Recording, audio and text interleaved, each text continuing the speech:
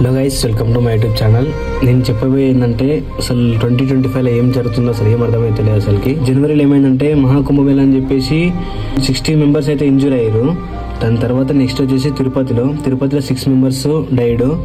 Next వచ్చేసి ఫిబ్రవరిని New Delhi railway స్టేషన్లో కూడా సేమ్ యాక్సిడెంట్ అయింది, రైల్వే స్టేషన్ యాక్సిడెంట్ అయింది.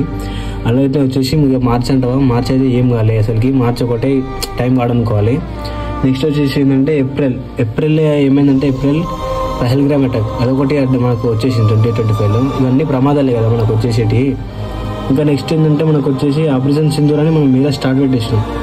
ఇంకోటి ఏంటంటే వారు అని భయపెట్టి చాలా భయం అనిపిస్తుంది, చాలా భయపెట్టేసారు మనని.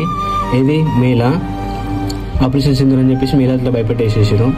ఇప్పుడు ఏం జరిగింది, జూన్ వచ్చేసి చిన్నస్వామి స్టేడియం ఆర్సీబీ గెలిచిందని చెప్పి ఆయన చేతోని అట్లా జనాలను చంపేసారు, అట్లా చనిపోయారు. మొన్న ఇప్పుడు రీసెంట్గా ఏమైంది, అహ్మదాబాద్ ఎంత 241 మెంబర్స్. అసలు మామూలు విషయం అది.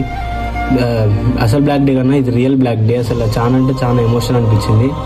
అసలు మనం ఊహించుకుంటేనే ఎంత అంటే అసలు చెప్పలేనంత తరుముకపోతుంది. ఎందుకంటే ఒక ఫ్యామిలీ నార్మల్గా చూసినా స్పాయిల్ అవుతూనే అసలు వేరే ఉంటుంది ఫీల్.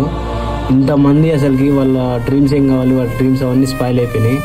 దీనికి ఒక కొటేషన్ ఏంటంటే, రాయబడిన బుక్ అయినా ఉంటుండొచ్చేమో కానీ ఊహించిన జీవితం అయితే ఉండదని మనం దీని ద్వారా ఒక చిన్న కొటేషన్ అది నార్మల్గా చూస్తున్నాను రీల్స్లలో.